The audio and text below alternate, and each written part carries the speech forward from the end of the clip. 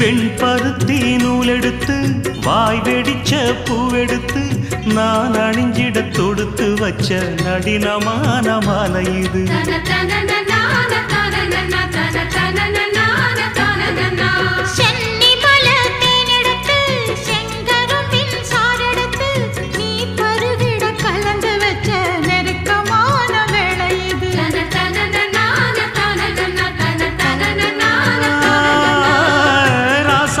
உடம்பிருக்கும் ரவிக்க துணி நானாக அன்னாடம் சூடி கொள்ள ஆசை வச்சாகாதா.